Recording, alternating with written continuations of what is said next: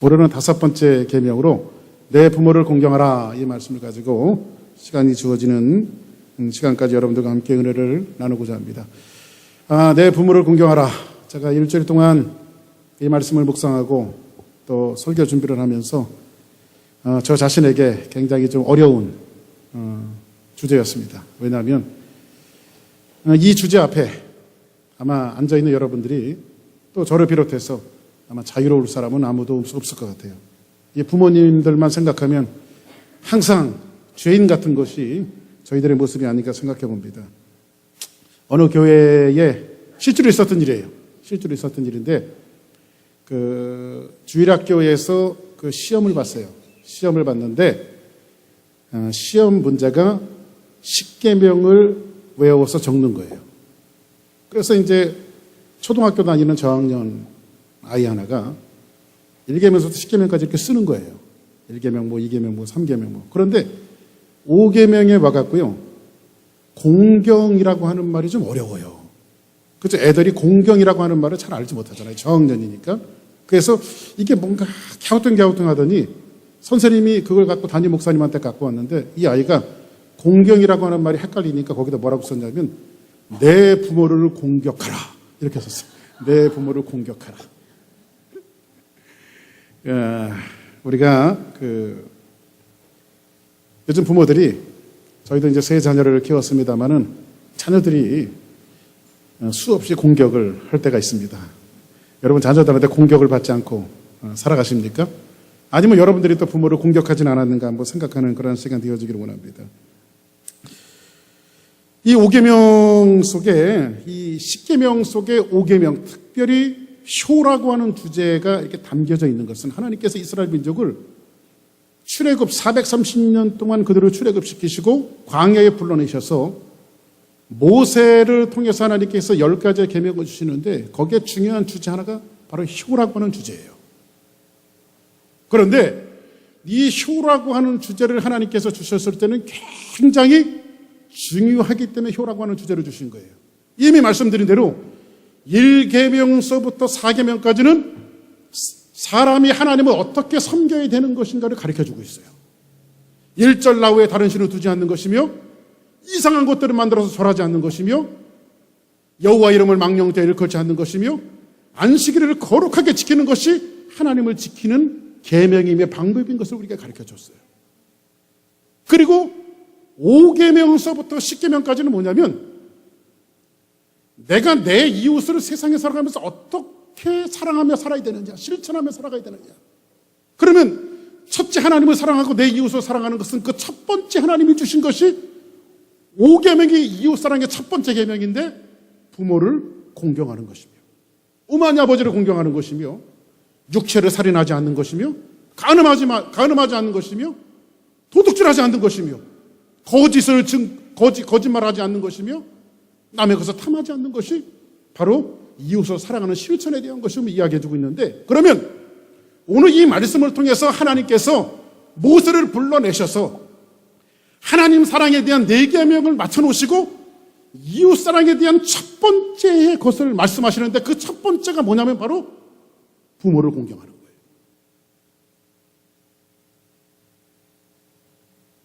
언제나 첫 번째 되어지는 것은 굉장히 중요합니다. 그리고 효라고 하는 주제를 그 첫 번째 주신 것은 뭐죠? 우리가 거꾸로 뒤집어 보면요. 법이라고 하는 것은요. 안 지켜지니까 만들어지는 거예요. 고대 근동지방에도 이 부모를 거역하는 이 죄에 대해서는요. 계속해서 끊임없이 현대시대까지 이어져오고 있는 법이 바로 이 부모에 대한 거예요. 사람들은 부모를 공경해야 되지 않지만 그것이 쉽게 되질 않아요. 우리나라도 한국 사회도 보니까 부모님을 잘 모시지 않으니까요. 법으로 뭘 만들었냐면요. 부모를 모시는 자녀들은 세제 혜택을 준다. 세금을 받지 않는 거예요. 세금을 깎아주는 거예요. 받지 않는 것이 아니라. 얼마나 부모를 안 모시면 부모 모시는 것이 너무 당연한 것임에도 불구하고 안 모시니까는 나라에서 개입을 해갖고 세제 혜택을 주는 거예요. 그런데 이웃사랑에 대한 첫 번째 계명을 이야기하는데 성경을 가만히 읽어가다 보면요. 1계명서부터 4계명까지는요. 하나님이라고 하는 말에 엘로힘이라고 하는 말이 나와요. 엘로힘. 하나님을 섬기는 일이니까요. 그리고 5계명서부터 10계명까지는요. 5계명을 제외하고는요. 엘로힘이라고 하는 말이 나오질 않아요. 6계명서부터는요. 엘로힘이라고 하나님이라고 하는 말을 쓰질 않아요. 그러면 유독 5계명에만 하나님께서 뭘 주셨는데 엘로힘이라고 하는 말을 써요. 우리 본문 다시 한번 봐요. 자, 앞으로 한번 우리 본문 다시 한번 볼까요? 보겠어요? 자, 시작.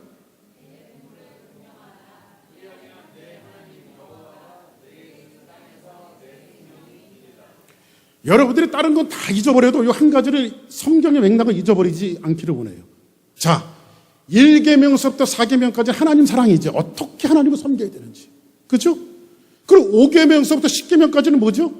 내가 이웃을 어떻게 사랑해야 되는 걸 가르쳐 주죠. 그러면 여러분에게 가장 가까운 이웃은 누구일까요? 여러분 부모예요. 아멘. 부모님이 내게 가장 가까운 이웃이에요. 그런데 여기에서 엘로힘을 주신 것은 뭐냐면 마치 5계명은요. 1계명과 4계명, 6계명과 10계명의 다리 브릿지 역할을 해요. 그러면 이 말을 어떤 공식이 성립이 되어지냐면 하나님을 사랑하는 것은 하나님의 대리자로 선택해 주신 부모를 사랑해야 하며 부모를 사랑하는 사람은 곧 이웃을 사랑하게 되어진다. 이렇게 되어지는 거예요.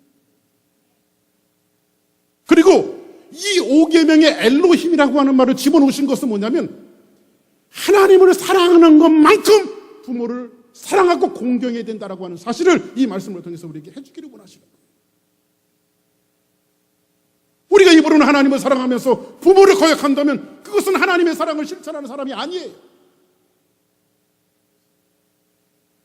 오늘 일부 예배도 제가 말씀드렸습니다만은 LA에서 그 홈리스 사역을 하시는 목사님이 계십니다. 근데 저하고 친하게 지내시는 분인데 거기는 수요일하고 토요일은 나가서 홈리스들을 위해서 음식 만들어서 이렇게 베풀고 사랑을 실천하는 교회입니다. 근데 그 목사님이 한 번은 저하고 만났는데 고민을 털어놓아요. 이거를 내가 계속 해야 될지 말아야 될지 모르겠습니다. 이 목사님 참 좋은 사역인데 왜 그걸 안 하십니까? 라고 물어봤더니 그 홈리스 사역을 하는 스태프들이 있는데 교회 집사님들인데 이분이 나와서는 사랑을 실천하면서 집에 가갖고는요 와이프하고 자식들하고 부모를 쥐잡듯이 잡는 거예요. 이 사랑에 실천하는 것이 하나님의 사랑을 실천해 나가는 것인데 가정의 사랑이 실천되지 않고 이웃을 사랑하니까 그것이 자기의 눈에는 위선처럼 보인다. 자기 가정을 먼저 사랑해내지 않고 나가서 이웃을 사랑한다라고 하는 것은 이 성경적이지가 않아요. 여러분이 정말 하나님을 사랑하고 더 나아가서 내 이웃을 내 몸같이 사랑할 때에 거기에 브릿지 역할을 감당해주고 있는 것은 여러분에게 주신 가족들을 먼저 사랑할 때 무엇보다도 먼저 부모를 공경할 때에 이웃사랑이 실천될 수가 있는 거예요. 이것이 성경적인 원리고 하나님은 우리의 인격 속에 이 말씀을 교훈해내기를 원하신다는 거예요. 어떤 청년이 목사님에게 가서 상담을 했습니다. 목사님, 말씀을 들으니까 뭐 다 압니다. 부모님 공경해야죠. 근데 우리 아버지 같은 사람도 공경해야 됩니까? 그래서 들어봤어요. 그랬더니 저희 아버지는요 평생 돈을 벌어보신 적이 없습니다. 그리고 어머니가 돈을 벌어서 하루 품팔아서 돈 벌어오면 그것을 문에서 기다렸다가 뺐는데요. 그러고 나서 술 먹고 들어오는 거예요. 술 먹고 들어오면 갑자기 짐승처럼 변화돼 갔고요. 자식들을 때리고 저는 어릴 때부터 아버지한테 맞고 자랐습니다. 그런데 정말 화가 나는 것은 자기가 조금 티네이저가 되어지고 청년이 되어졌을 때 그때도 아버지가 어머니를 때릴 때는 자기가 진짜 무슨 일을 저지를 것 같더래요. 이런 부모도 내가 공경해야 합니까? 어려운 대답이에요. 그죠? 그러면 내 아버지를 버려라 이렇게 얘기할 수도 없고, 그죠? 그런 아버지는 사람 취급하지 말아라. 요즘에 여러분들 우리가 그런 말을 쓰죠. 짐승만도 못한 사람이 있다. 이런 얘기를 하면 짐승들이 짜증내요. 왜 그러냐면요, 진짜 짐승이 안 하는 짓을 사람들이 해요. 짐승들도 그런 짓을 안 하는 것을 사람들이 한다고. 그게 절대 여러분들은 살아가면서, 특히 남자분들, 여자분들도 마찬가지예요. 저는 진짜 자식들이요, 자기 아버지 때리는 사람을 봤어요. 근데 그 집안을 살펴봤더니요, 아버지가 무능력하다고요, 엄마가 아버지를 때리니까 자식들이 아버지를 쉽게 건드리는 거예요. 아버지의 권위가 무너진 거죠. 응? 또 반대로 뒤집어서요, 남자분들 정신 차리고 들어야 되는데 절대 손을 아무 데나 쓰면 안 돼. 그건 쪼다야. 여자 때리는 사람들은. 그죠? 이 가정의 폭력과 폭행이 있다라고 하는 것은 하나님이 원하시는 것도 아니고, 특별히 부모에 대한 관계가 맞아요. 부모에 대해서 우리는 존경할 줄 알아야 돼요. 그런데 이런 부모를 공경해야 합니까? 그런데 여러분들, 우리가 신앙인이면요, 그 부모를 공경해야 되느냐 말아야 되느냐, 그것 때문에 부모를 공경하는 것이 아니라 부모가 가진 인격 때문에 부모를 공경하는 건 아니에요. 그 부모가 훌륭하고 훌륭하지 않고 때문에 부모를 공경하는 것은 아니에요. 성경이 말하는 것은. 여러분, 하나님을 믿으시면 아멘 하시기 바랍니다. 예수님을 믿고 예수님을 영접했으면 아멘 하시기 바랍니다. 그러면 왜 우리가 부모를 공경해야 되냐면, 성경적인 근거는 뭐냐면 부모의 역할과 자리와 그 포지션 때문에 그래요. 이 말은 무슨 말이냐면, 왜 우리가 하나님을 공경해야 되냐면, 하나님은 유일한 하나님이십니다. 세상을 누가 만드셨어요? 하나님이 만드셨어요. 세상의 생명의 창조자가 누구예요? 바로 하나님이세요. 그래서 우리는 인간들은 하나님을 사랑하고 하나님만을 섬기며 하나님만을 따라야 돼요. 그러면 사람의 생명도 하나님이 만드셨지만, 이 땅에 나라고 하는 인생이 존재하기 위해서 하나님이 생명의 대리자로 우리 부모님을 삼으신 거예요. 하나님을 대신해서 하나님의 대리자로 이 땅에 생명을 주신 분이 누구냐면 바로 우리 부모님들이에요. 그것 때문에, 그 상징성 때문에 우리가 부모님을 존경하고 사랑하게 되어지는 거예요. 아멘입니까? 성경에 보니까요, 하나님을 경외하는 것이 지식의 근본이거나 이런 말씀이 있어요. 경외라고 하는 이 말은 두렵고 떨림으로 섬기라고 하는 뜻이거든요. 이 경외라고 하는 말이 따라올 때는요, 반드시 성경은 하나님에게만 국한돼. 근데 한 가지 딱 예외를 두셨어요. 한번 성경 볼까요? 그 다음 한번 보세요. 자, 레위기 19장 3절을 한번 읽어봅시다. 시작.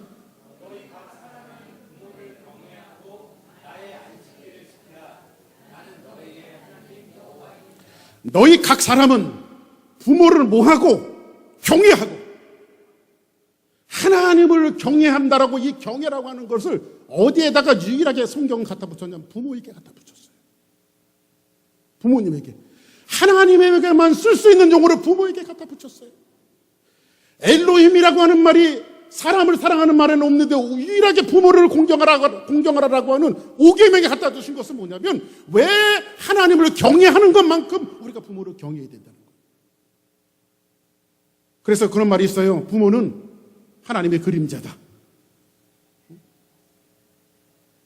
내게 주신 부모를 잘 섬기지 못하면서 하나님을 섬긴다라고 하는 것은, 이것은 위선이고 잘못되어진 거예요. 성경 또 한번 볼까요? 신명기 27장 16절. 자, 같이 있습니다. 시작.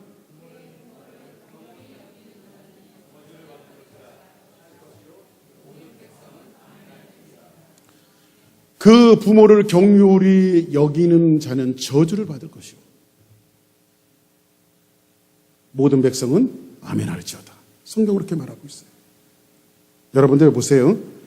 독일의 신학자였던 그 심벌리라고 하는 사람이 있는데, 이분이 5계명을 어떻게 번역을 해서 했냐면요, 이렇게 했어요. 내 부모를 공경하라, 이 말을 자신의 근본을 잊지 말라, 이렇게 번역을 했어요. 여러분, 근본이 어디예요? 부모 없는 자식 있어요? 여러분, 부모님 없이 태어났어요? 그러니까요, 우리는 애들한테도요, 효도를 강요하면서도 가르쳐야 돼요, 사실은. 그리고 여러분들이 부모에게 하는 그대로 자식들은 보고 배워요. 그러니까 효자 집안에 효자가 나는 거예요. 근데 여러분들이 효를 행하지 않으면 내 자식도 불효자로 키우는 거예요.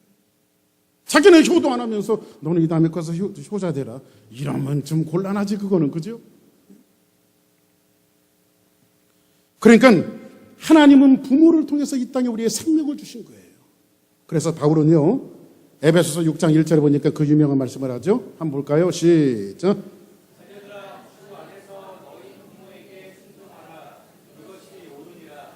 자녀들아 주 안에서 너희 부모에게 순종하라. 이것이 뭐하니라? 옳으니라. 그러면 부모에게 순종하는 것이 옳다의 반대말은 뭐죠? 틀리다 이거죠. 옳다의 반대말. 그런데 여기서 옳다, 틀리다 이런 의미로 옳다를 이야기한 것이 아니라 성경을 그대로 번역하자면 이런 거예요. 이것이 너의 본성이니라 이거예요. 너의 본성이니라. 부모를 공경하는 것이, 여러분 하나님께서 우리의 마음속에 두신 본성이 뭐죠? 바로 양심이에요. 하나님 우리의 마음속에 양심이라고 하는 것을 주셨어요. 여러분에게 질문합니다. 법이 위의 법입니까? 법으로 정한 것이 위의 법이에요? 양심의 법이 위의 법이에요? 뭐가 더 먼저 법입니까? 양심이죠. 말 그대로. 우리는 법이 생기기 전에 양심이라는 것을 갖고 있잖아요. 그죠? 양심의 법이 위의 법이에요. 그러니까는 이 양심 속에 하나님께서 주신 것은 뭐냐면 하나님을 경외하고 부모를 경외하고 이웃을 사랑하는 그 실천의 마음을 하나님께서 우리에게 주신 거예요. 그래서 세상 사람들도요, 부모와 자식 관계를 뭐라고 말하죠? 하늘의 천자서 갖고 천륜이라고 말해요. 천륜.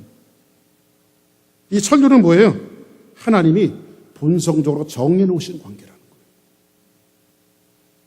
그러니까 여러분들이 여러분의 부모를 공경해야 할 그 이유는 뭐냐면 하나님이 정해놓으신 본성이기 때문에 본성적인 천륜을 외면하지 말라는 거예요. 혹시 여러분들 마음속에 부모님을 좀 경외로 생각하는 사람들이 있으면 어서섭게 회개하고, 부모님의 인격 때문에 내가 존경하는 것이 아니라 하나님이 그렇게 만들어 놨으니까 존경해야 되겠구나, 이렇게 생각하시면 돼요. 아멘입니까? 공경하다라고 하는 이 말이요, 히브리 말로요 카베드라고 하는 말이에요. 카베드. 히브리 말로 카베드라고 쓰였는데요, 이게 뭐냐면 무겁게 여기다 이런 뜻이에요. 그럼 무겁게 여기다라고 하는 것은 무겁다의 반대말은 뭐죠? 가볍다죠. 근데 무겁다, 가볍다의 의미가 아니라 무겁다는 의미는 중요하게 여겨야 된다, 이런 뜻이에요. 중요하게 여겨야 된다. 여러분들이 카베드라고 하는 말이 신학에 들어왔으면 카바드라고 하는 말로 바뀌거든요. 이 카바드라고 하는 말이 어떤 뜻이냐면요, 그 신학으로 넘어오면서 카베드가 카바드로 바뀌면서 의학적인 용어로 바뀌어요. 의학적인 용어. 근데 의학적인 용어에서 여러분들 우리 몸속에 있는 간이 있죠. 간. 바로 간이라는 뜻이에요. 여러분 사람의 장기 중에서요, 간이 망가지면 어떻게 돼요? 다 망가지는 거예요. 사람의 장기 속에서 가장 중요한 부분을 차지하고 있는 것이 뭐예요? 간이에요. 간이 얼마나 중요한지 몰라요. 그리고 장기 중에서 실제로 간이 제일 무겁대요. 그래서 여러분들 애간장기 녹는다는 말을 하잖아요. 그래 어떤 가수는 그렇게 얘기했어요. 아침에도 생각나갖고 조금 해봤는데, 간 때문이야, 간 때문이야, 간 때문이야, 뭐 그런 노래가 있어.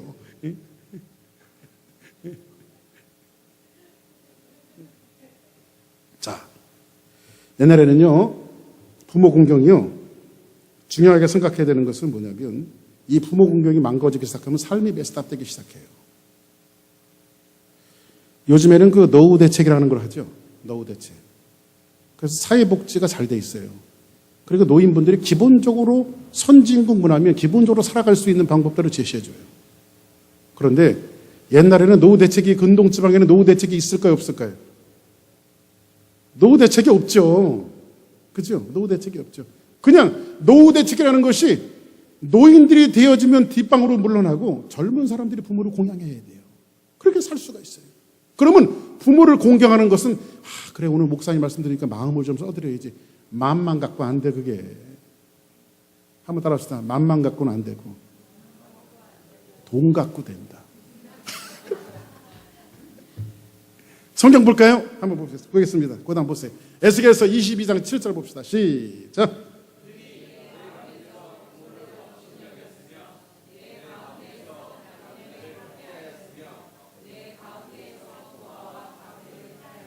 자, 보세요.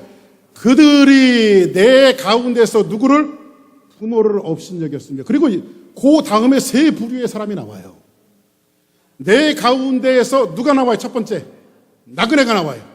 그리고 학대하였으며 내 가운데서 누가 나와요? 고아가 있어요. 그 다음에 누가 나와요? 과부가 나와요.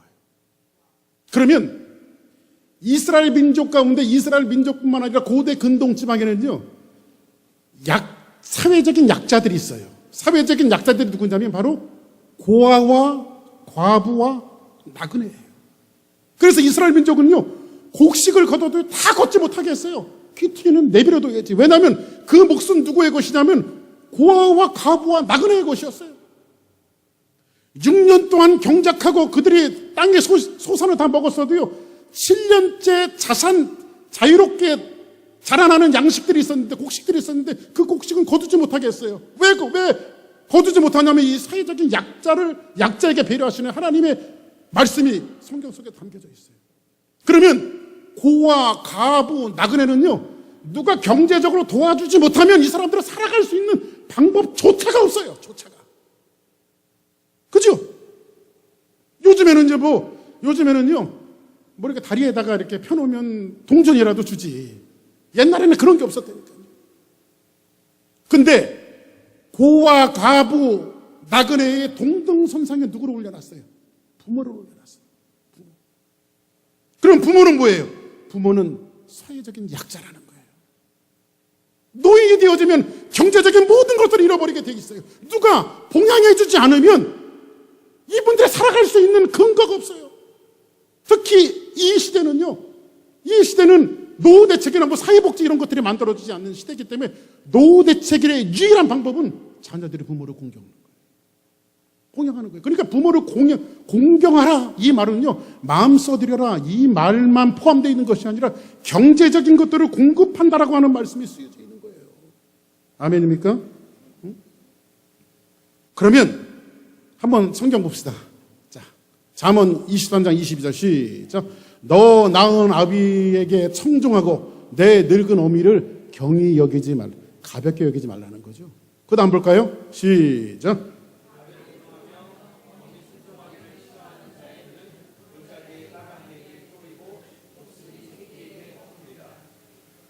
아비를 조롱하며 어미 순종하기를 뭐하는 자는, 앞에 분들 보세요. 싫어하나 좋아하나 한번 얼굴 한번 보세요. 눈을 골짜기 까마귀에 쪼이고 독수리 새끼에게 먹이리라. 굉장히 큰 저주죠. 그죠? 딱 오늘 목사님 설교 참 나한테 유리한 설교를 해주시네. 그렇게만 생각하지 마시고 내가 어떻게 했나, 또 부모님이 돌아가셨으면 나는 어떻게 했나 돌아보고 그런 시간 됐으면 좋겠어요. 이 말씀을 증거하는 저도 여기에서 자유롭진 않아요. 여러분 질문 하나 할게요. 부모가 자식을 더 사랑하겠어요? 자식이 부모를 더 사랑하겠어요? 부모가 자식을 더 사랑하죠. 물어보는 놈이 정신 나간 녀석이죠. 그죠? 부모가 더 자식을 사랑하죠. 그러면 싸움을 하면 더 사랑하는 쪽이 지게 돼 있어요. 항상 그래서 그런 말이 나오는 거예요. 자식 이기는 부모 없다. 그죠? 그러니까는 이런 면에서 봐도요, 부모는요 언제나 약자예요. 언제나 약자예요. 사회적인 약자예요. 공경이라고 하는 말이 카바드의 반대말이 있어요. 반대말이 칼라이라고 하는 말이거든요. 칼라이라고 하는 말은 뭐냐면 가볍게 여겼다 이런 뜻이거든요. 가볍게 여겼다는 무겁다 가볍다 그런 의미가 또 아니에요. 성경을 이 말씀을 해석해 보면 어떤 얘기냐면 저주와 경멸하다 이런 뜻이에요. 이 말을 되짚어서 생각해 보면요, 공경하지 않는 것은 저주하고 경멸하는 거예요. 중간지대는 없어요. 여러분이 만일 부모를 공경하지 않고 존경하지 않으면 저주하고 경멸하는 거예요. 이것을 성경에서 우리에게 이야기해 주고 있어요. 어느 시대든지요, 말세적인 종말론적인 삶으로 치닫게 되어지면 시대가요, 제일 두드러지게 나타나는 사상이 부모를 거역하는 거예요. 효사적이게 해주는 거예요. 이것이 가장 두드러지게 나타나는 시대가 사사기 말이에요. 사사기 말에 엘리의 두 아들이 부모의 말을 너무 가볍게 여겨요. 그래서 성경은 그것에 대해서 지적해주고 있는데 뭐냐면 네가 나보다 너의 아들들을 더 중히 여겼다. 그래서 엘리를 지적해내고 있죠. 그래서 여러분들 자꾸 자녀들에게 하나님을 사랑하는 법을 가르쳐야 되고 부모 사랑하는 법을 가르쳐야 돼요. 그러니까 부모는요, 그 인격 자체보다도 나를 이 땅에 하나님의 대리자로 이 땅에 생명을 주신 분이기 때문에 공경해야 된다는 거예요. 성경에 보면요, 아브라함을 통해서 하나님 소돔과 고모라를 멸망하시겠다고 그랬죠. 이 멸망의 소식을 가지고요, 아브라함이 하나님을 찾아와요. 이제 아브라함이 롯을 찾아와요. 롯아, 이제 소돔과 고모라는 멸망하게 되었으니까 너희들은 도망가야 된다. 롯이 아브라함의 소식을 듣고요, 자식들을 불러 모아요. 사위들을 불러 모아요. 그래, 야, 이 땅이 불로 멸망한다니까 우리는 빨리 피해야 된다. 그랬더니 그 사위들이 대답하는 것이 뭐라고 말하냐면, 그때 그들이 그 말씀을 농담으로 여겼더라, 이런 말을. 농담이라고 하는 말을 해석하면 먼지처럼 여겼다는 거예요. 가볍게 여겼다는 거예요. 결국 어떻게 됐죠? 불심판이 임했죠. 그들은 처절하게 죽을 수밖에 없었죠. 부모의 말을 거역하고 부모의 말을 먼지처럼 여기는 사람은 심판을 받을 수밖에 없어요. 그러니까는 하나님께서 중간에 교량적인 역할로 브릿지의 계명으로 10계명 중에 5계명을 가운데 다리로 두신 것은 뭐냐면, 이 하나님을 사랑하고 내 부모를 사랑해야만 이웃사랑이 실천되어질 때에 하나님께서 우리의 안녕과 우리의 삶을 축복하신다라고 하는 말씀을 성경이 이야기해주고 있는 거예요. 10계명은요, 하나님이 협박하기 위해서 우리에게 주신 것이 아니라 우리의 삶을 어떻게 하면 하나님의 은혜와 축복 속에 살아갈 수 있을 것인가를 가르쳐주고 있는 계명이에요. 요즘 그 노인 문제들이 굉장히 심각해지고 있습니다. 한국도 그렇고 미국도 마찬가지예요. 뭐 경제적인 문제는 말할 수 없고요. 경제적인 문제와 아울러 오는 게 바로 고독의 문제예요. 그래서 요즘에 정신병 사정 오는 사람들이 노인 우울증 환자들이 굉장히 많이 생겼대요. 여러분들 그거 아십니까? LA 타임즈에 어떤 할머니가 광고를 냈어요. 그 광고가 뭔지 아십니까? 나에게 대화를 걸어주는 사람에겐 1불씩 드리겠습니다. 얼마나 고독했으면. 효도는요, 경제적으로 공급하는 것이고요, 자꾸 그냥 찾아가서 얘기도 해주고, 뭐 부모님들이 또 얘기하면, 뭐 저도 아버지 돌아가시고 이제 어머니 계시지만은 주로 잔소리죠. 주로 잔소리가 많죠. 그래도 지당하신 말씀이라고 그냥 하면서 들어드리고, 예, 어머니 말씀대로 할게요, 아버지 말씀대로 할게요. 그게 효도야. 아멘. 재미난 이야기 하나 있어요. 옛날에 어느 고을에 원님이 부임을 했습니다. 근데 그 고을은 매 해마다 한 사람씩을 선택해서 효자상을 줘요.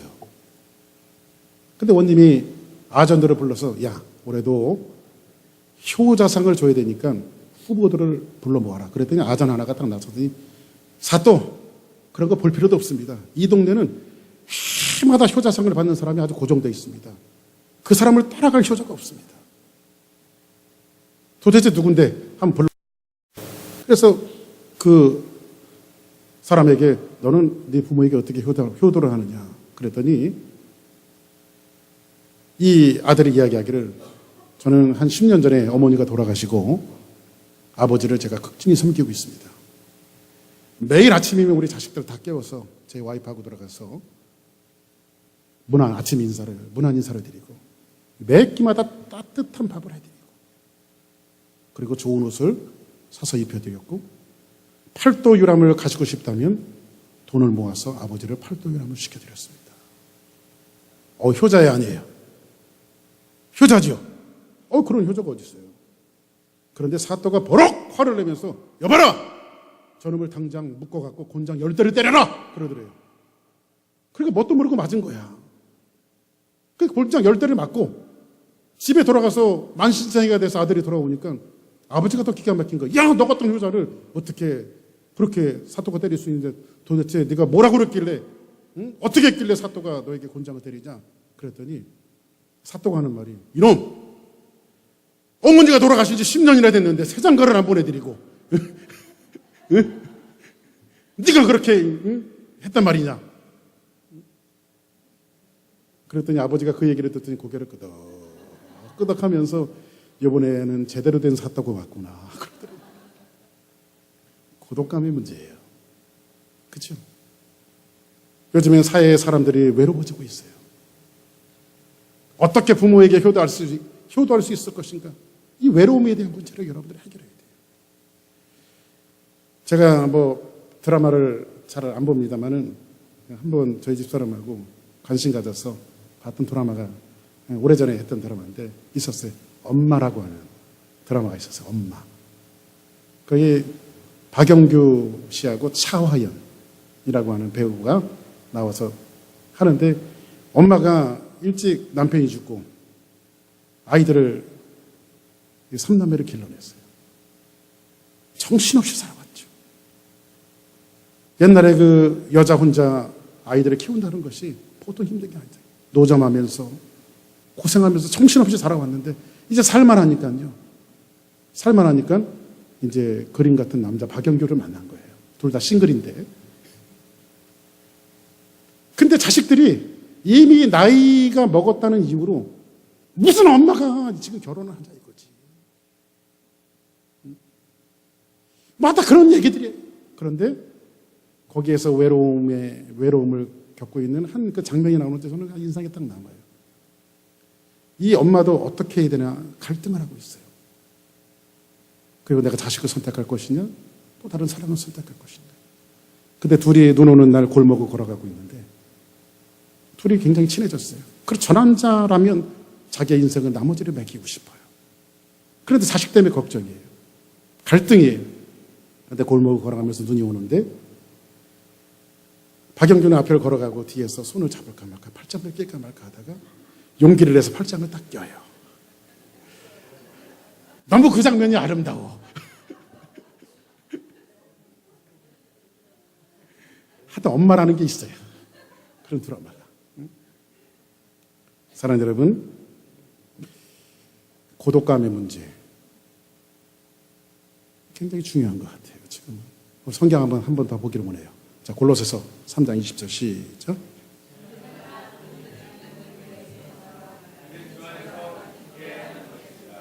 자녀들아 모든 일에 부모에게 순종하라. 이는 주 안에서 기쁘게 하는 것이니라. 여기서 보니까 자녀들아 모든 일에, 모든 일이라고 하는 수식어가 있어요. 골로새는 다른 말씀과 달리 효에 대해서 굉장히 강조하고 있습니다. 근데 골로새 지역은 무역도시예요. 무역의 도시이기 때문에 미국처럼 세계의 모든 인종들이 와서 살아요. 미국처럼 많은 인종들이 와서 살던 그런 도시예요, 실질적으로. 그런데 그러다 보니까는 다른 인종들이 모여 살다 보니까는요, 국제 결혼을 하는 일들이 그냥 빈번하게 있었던 아주 자연스러운 일들이었어요, 거기서는. 그런데 하나 문제는 뭐냐, 유대인들이 골로새 지역에 갔다가 헬라 문명의 영향을 받은 영지주의자들과 결혼을 하기 시작해요. 근데 영지주의자들의 사상은 이분법적 사고를 갖고 있는데 첫 번째는 뭐냐면 육체는 더럽다. 그리고 영만 깨끗하다라고 하는 이분법적 사고를 갖고 있어요. 영적인 것은 모두 깨끗한 거예요. 그러나 육적인 모든 것들은 다 지저분하고 더러운 거예요. 그런 사상에 물들다 보니까 거기에다가 육체적인 일에다가 뭘 끼워 맞췄냐면 부모를 모시지 않기 위해서 뭘 끼워놨냐면 부모를 모시는 것을 끼워놨어요. 육체적인 일에다가. 그러니까 자연스럽게 골로새에 있는 사람들은 부모를 모시지 않는 거예요. 부모를 모시지 않으니까 사회적인 약자가 되어졌던 이 부모 세대들은 이제 경제적인 빈곤이 오니까 경제적인 빈곤이 오다 보니까 이제 건강을 잃어버리게 되어지고 사회적인 문제가 되어지고. 그런데 골로새 지역에 사도 바울이 편지를 쓰면서 뭐라고 말하냐면 너희들이 부모에게 순종해야 되는데 모든 일에 이렇게 말해요. 모든 일에.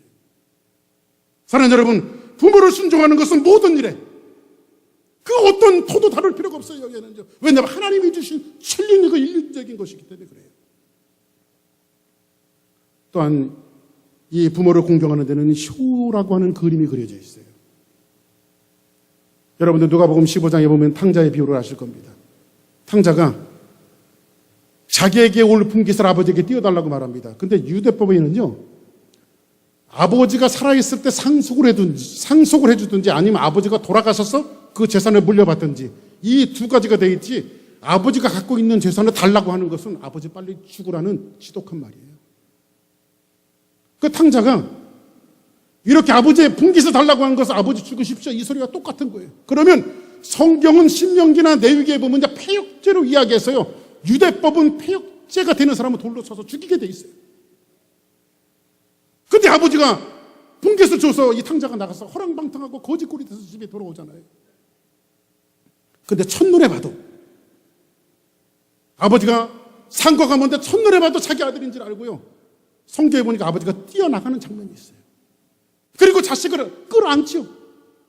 요 그림 속에서 저는 뭘 봤냐면요, 요 자식이 들어오면요, 동네 사람들한테 돌 맞아 죽을 죄예요.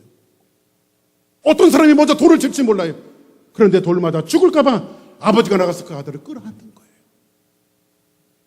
그리고 그를 용서하고 공의를 여기고 덮어주는 이 모습을 통해서 부모의 사랑을 실천해내고 단적인 부성에만 나타나는 것이 아니라 하나님이 우리를 부모를 통해서 어떻게 사랑하셨는가에 대한 그림을 이 말씀을 통해서 보여주고 있는 거예요. 오늘 말씀을 정리하겠습니다. 여러분은 그 거울을 보면서 우신 적이 있나 모르겠어요. 거울을. 저는 한 달 전쯤 됐는데 샤워하고 이제 단장하고 어디 나가기 위해서 거울을 봤는데, 거울을 보다가 진짜 한참을 울었어요. 한참을. 저는 어릴 때부터 자라면서 저희 형님은 저희 아버지를 닮았고 저는 저희 어머니를 닮았다는 소리를 많이 들었어요. 그리고 실제로 또 성격도 그렇고 생김새도 그렇고 저는 저희 어머니를 많이 닮아갖고 여자를 닮아서 제가 이렇게 잘생긴 거예요. 믿거나 말거나. 그런데 저희 어머니를 닮았다는 소리를 많이 듣고 살았어요. 근데 한 달 전에 거울을 보는데 제 얼굴 속에서 아버지의 모습이 보이는 거예요. 저희 아버지가 한 1년 반전에 돌아가셨는데 세상에 제 얼굴 속에서 아버지의 모습이 보이는 거예요. 언젠가도 말씀드렸죠. 저희 아버지는요, 편애할 정도로 저희 형을 사랑했어요. 왜냐하면 저희 형이 약하게 태어나서 그런지 몰라도 저희 형을 굉장히 사랑했어요. 그리고 어릴 때부터 말버릇이 뭐냐면, 아버지가 경제적으로 좀 괜찮을 때는 열심히 아버지가 서포트해 줄게 그러는데, 경제적으로 힘들 때는요, 제 손을 잡고 그랬어요. 너희 형은 몸을 약하니까 대학 공부 시켜야 되고 너는 전문대학만 나와라. 그거 아버지가 자식한테 할 얘기냐고. 너는 전문대학만 나와서 빨리 아버지를 도와줘야 된다. 저희 아버지는 약주를 조금씩 하시면 항상 그 소리를 하셨어요. 근데 어린 마음에 저는 상처가 됐어요. 나도 대학 가서 똑같이 사랑받고 똑같이 하고 싶은데 저희 형은 꼭 대학 공부를 가르쳐야 되고 저는 전문대학만 나오라고. 안 가르칠 수는 없고. 그 말씀이 상처가 됐는데, 이제 자라고 나서 제가 이제 해마다 이제 한국에 집회 나가면 저희 아버지를 뵀죠. 그 저희 아버지하고 저하고는 저희 아버지가 또 무뚝뚝하세요. 실제로.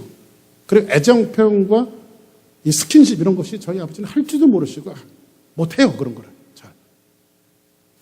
근데 어느 날 아버지 돌아가시기 전에 제가 아버지 항상 마지막에 연로하시니까, 그리고 아버지 손을 붙들고 아버지 내년에 또 나올 테니까 아버지 건강하게 계세요 하고 그냥 가방 갖고 나오면 또 1년 후를 기억하면서 아버지를 만났죠. 그런데 제가 마음속에 용기가 생겼어요. 내가 먼저 하자. 우리 아버지는 도저히 못하시는 분이니까 내가 먼저 하자 해갖고, 아버지 저 갈게요. 내년에 또 나와요 하면서 저희 아버지를 꼭 끌어안았어요. 제가. 그리고 아버지한테 그랬습니다. 아버지 사랑합니다. 오글오글 거리는데도 아버지 사랑합니다. 이 얘기를 했어요. 그런데 아버지가 여기 파묻혀서 눈물을 쏟아내시는 거예요. 가는 내내 차 타고 가면서 공항버스를 타고 인천공항까지 가면서 얼마나 눈물이 나는지. 그러고 나서 이제 비행기를 휴스턴에 오려고 비행기를 기다리고 있는데 전화가 와요. 전화가 와요. 그 모르는 전화예요. 전화를 받았더니 아무 말 안 해요. 그래서 저희 어머니가 있네요. 그러면서 저희 어머니가 하면서 아버지가 너한테 전화했어. 아버지하고 통화해라 하면서 아버지를 바꿔주시는 거예요. 근데 아버지가 목소리도 크신 분이 아니에요.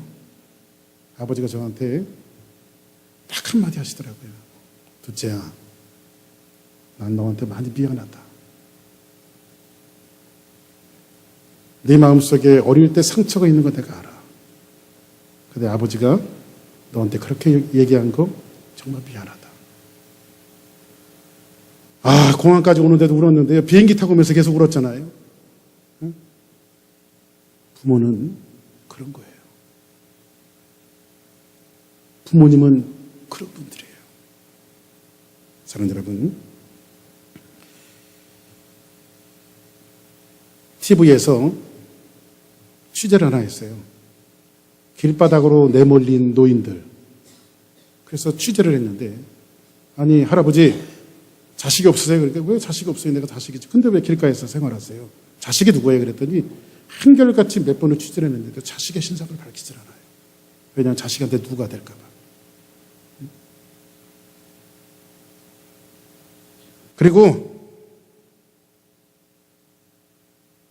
마지막 하는 말이 있어요. 그 자식이 그러면 안 되죠? 자식이 계신데 이렇게 사시면 안 되잖아요. 그랬더니 이 할아버지 하시는 말씀이 있어요. 전들 그러고 싶어서 그러겠습니까? 지 마누라, 지 새끼들 건사하느라고 이렇게 사는 거겠죠. 나는 다 이해합니다. 이게 TV에 취재한 아버지의 대답이에요.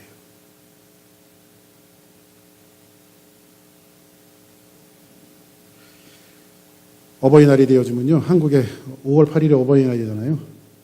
어버이날인데 어버이날이 되면 부동의 신청곡 1위가 있어요. 1위 노래 중에 그 1위가 뭐냐면 불여전한 우입니다. 가사를 써갖고 왔어요. 불러봐도 울어봐도 못 오실 어머님은 원통에 불러보고 땅을 치며 통곡한들 다시 못 올 어머니, 불초한 이 자식 생전에 지은 죄를 엎드려 봅니다. 손발이 터지도록 피땀 흘리시며 못 믿을 이 자식의 금리의 환영 바라시고 고생하신 어머님, 드디어 이 세상은 눈물로 가셨나요? 그리운 어머니. 사랑하는 여러분, 여러분 부모님이 항상 여러분 곁에 있질 않아요. 그리고 성경은 하나님 사랑에 대한 것들을 일관하고 나서 그 브릿지의 역할, 첫 번째 이웃사랑을 내 부모를 공경하라고 우리에게 엄하게 명령하고 있습니다. 여러분 부모님이 인격이 있든 없든 그것과 갖고 공경해야 되는 것이 아니라 이 땅에 하나님의 대리자로 나에게 생명을 주신 그 이유 하나만을 갖고도 부모를 공경해야 하는 것이 하나님이 우리에게 가르쳐 주신 법이에요. 우리 주사랑교회 성도들은 말씀을 증거하는 박 목사부터 여러분 모두가, 특별히 이 젊은 학생들, 그냥 잘 이 말씀을 가슴속에 부둥켜 안고 대들지 말고, 응? 어떤 못된 놈들은 그냥 왜 나를 낳았습니까? 이렇게 하는 놈들이 있어요. 그걸 하나님을 모욕하는 거예요. 부모에게 순종하고 공경해서 하나님을 사랑하는 것에도 1위가 되어지고, 이웃사랑의 첫 번째 부모의 사랑을 실천하는 것에도 모범이 되어지는 우리 주사랑교회 모든 성도들이 되시기를 주의 이름으로 축복합니다.